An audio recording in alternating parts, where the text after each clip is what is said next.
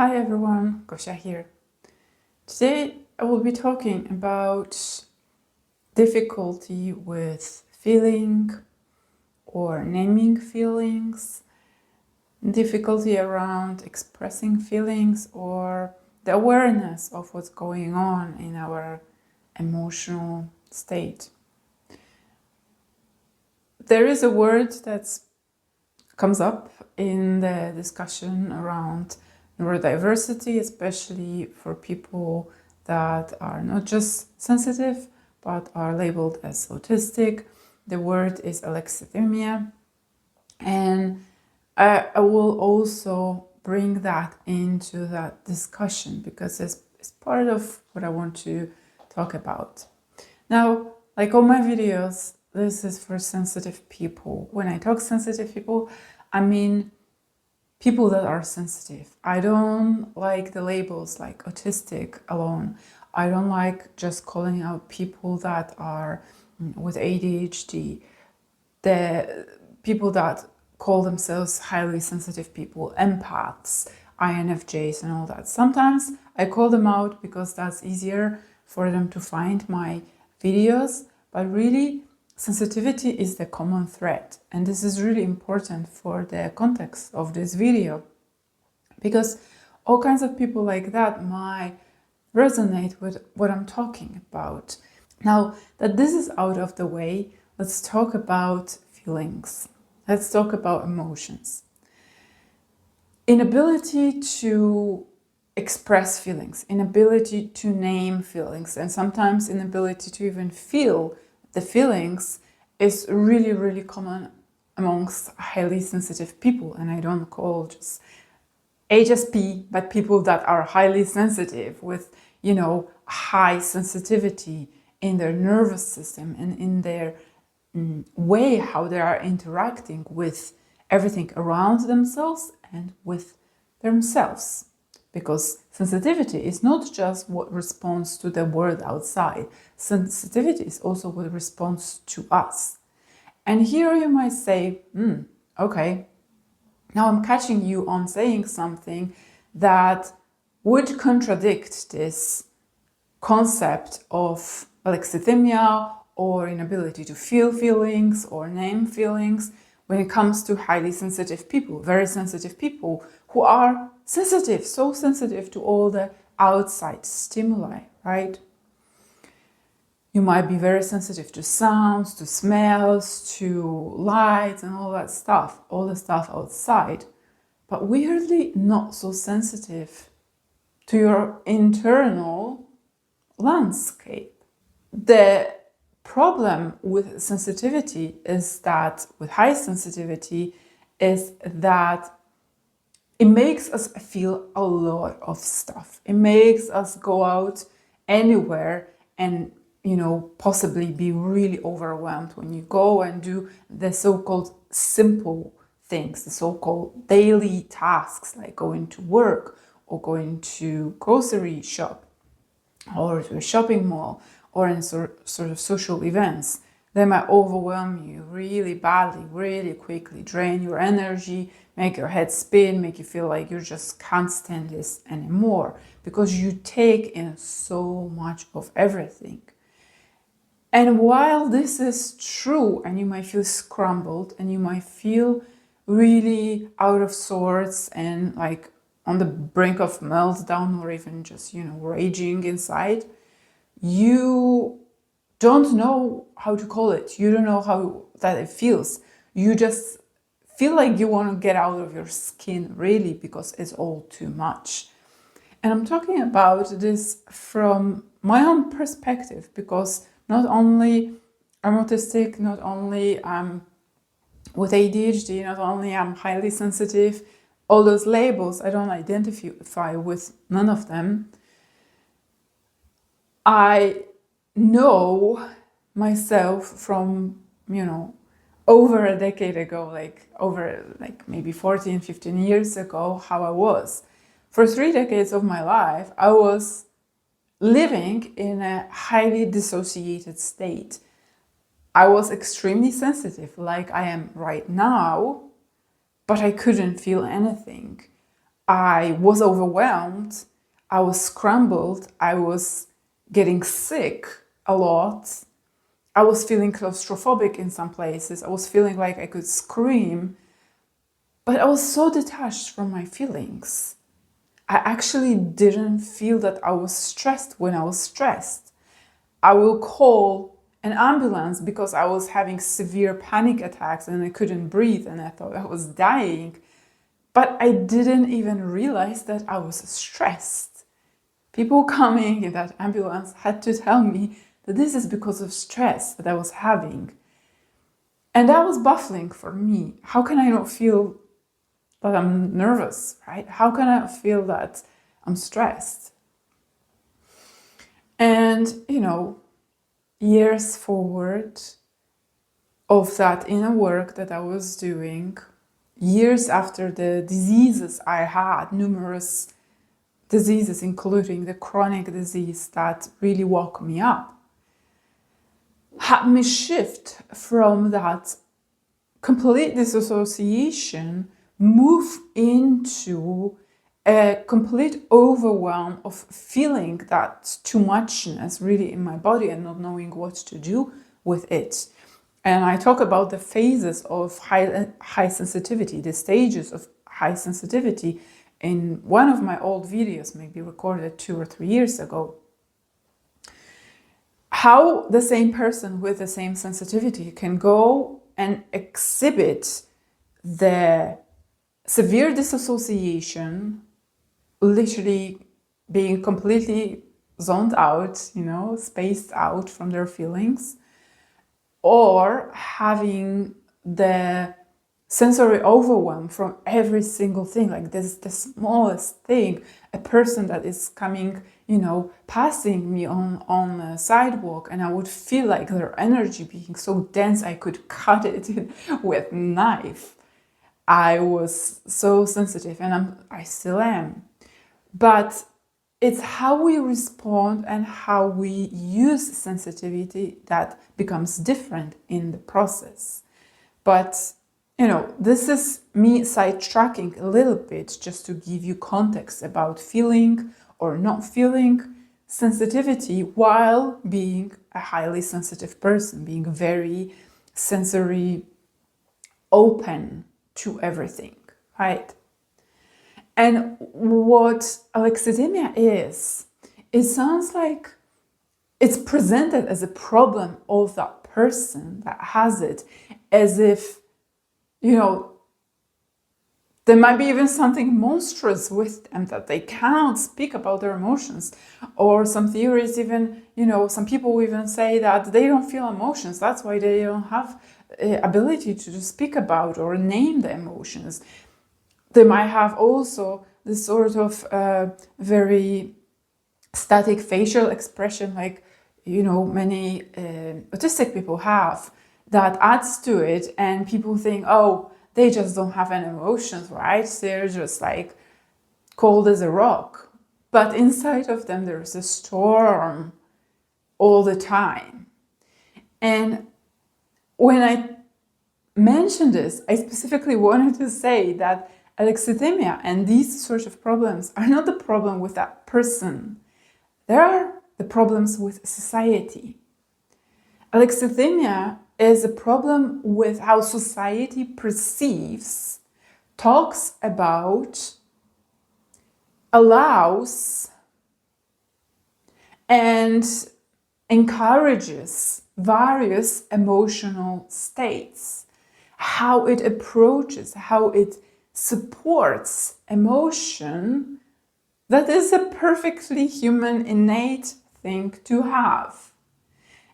And how it does it, especially in the West, the Western postmodern world, is to suppress it, is to not see it, especially in a signs of vulnerability, and a signs of complexity, and a signs of depth, anything that isn't within the very narrow range of what's highly productive and functional, because this is the only frame that the Western society, the postmodern world, is concerned with how productive you are to the system.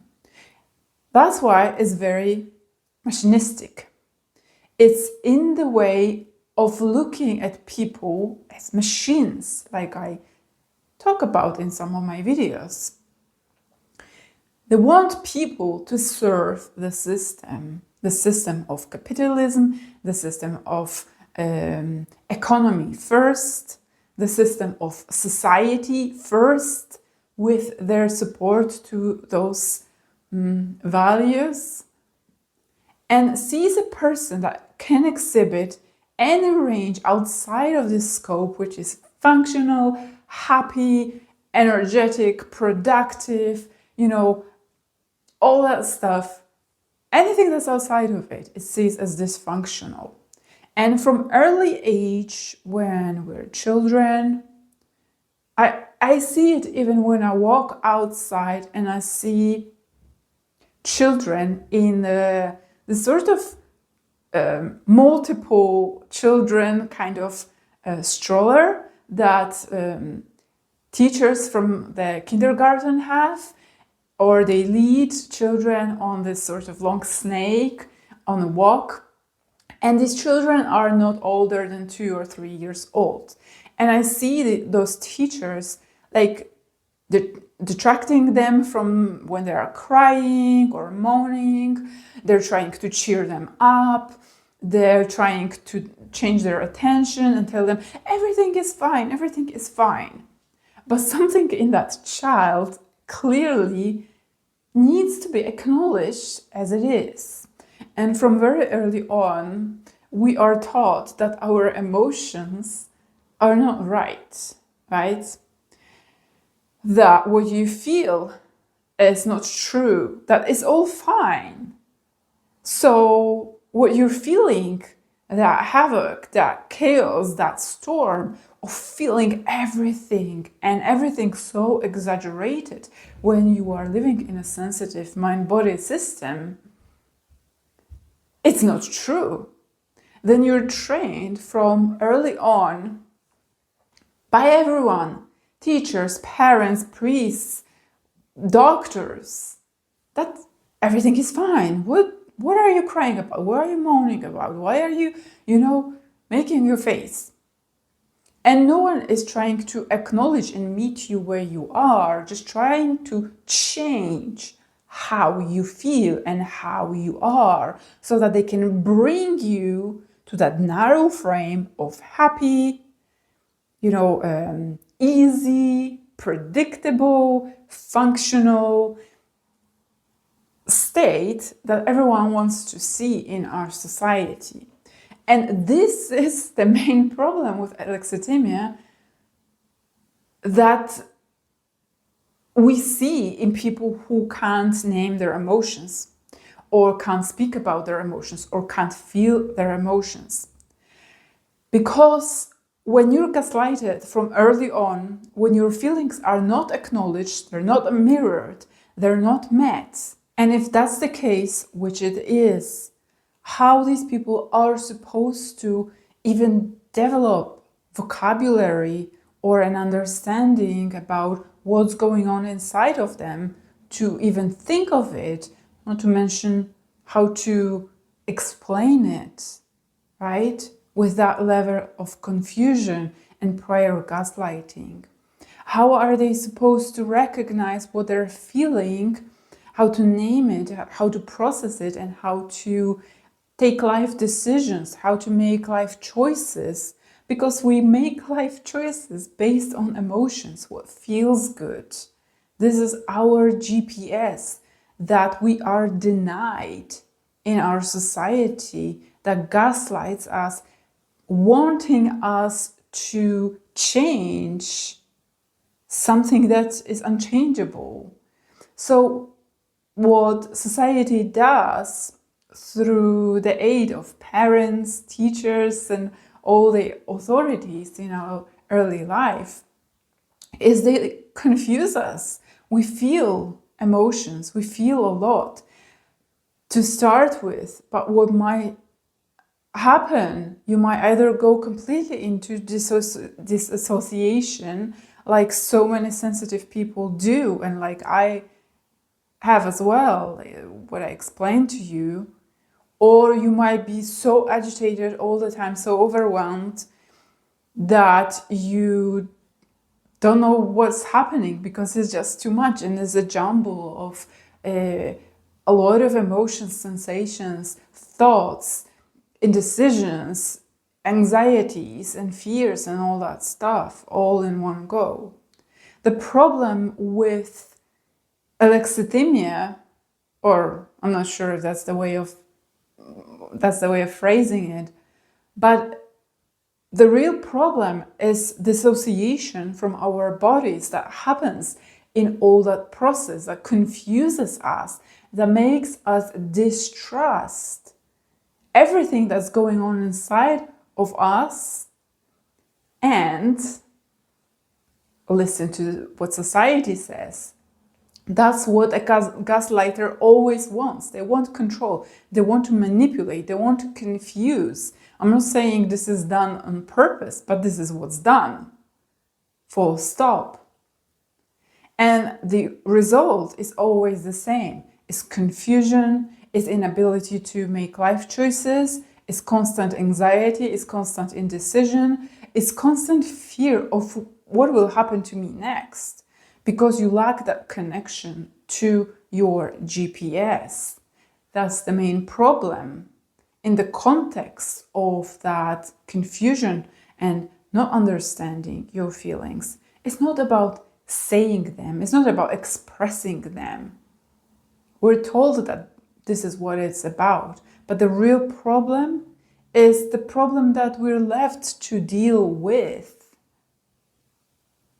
which is being so detached and misattuned from the inner reality, the inner GPS. And when you go, perhaps maybe some people with autism or some other highly sensitive people, they go to shrink, they go to some sort of program, or maybe even in the preschool, you get all this smiley face to tell you this is happy, this is frowned, this is good, this is bad. And all that sort of simplistic way of looking at things that completely misses the entire humanity that we are, with a full range of complex emotions, especially for highly sensitive people, with an open system that can feel numerous emotions at the same time. Now,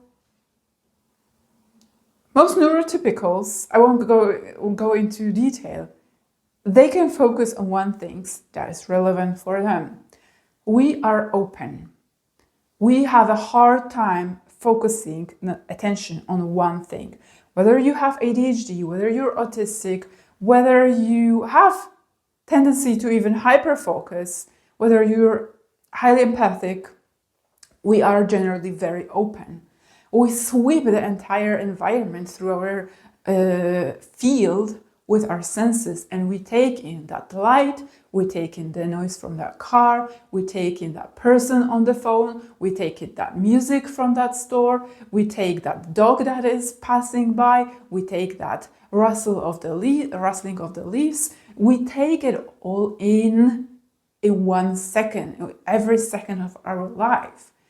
And that music can make us happy. That man on the phone can make us feel, agitated. That, sound of, the honking car or something makes us stressed. That dog makes us amused. And this is all happening in one moment.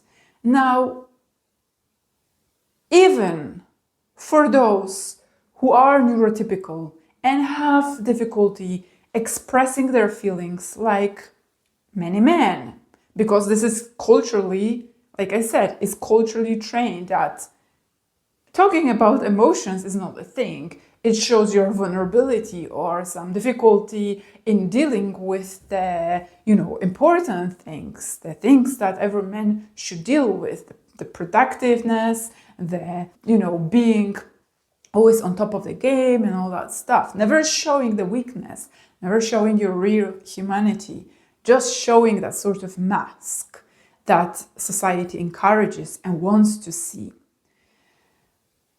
Now, if all those people have difficulty with expressing maybe one emotion that they might have at a certain time, what about having like 10 emotions in this one moment, when you are very sensitive, when you are highly empathic, when you are very open, right? So this is one sort of part of it. Another part of it, and what happens to those people when they finally express their emotions, right? You might say, well,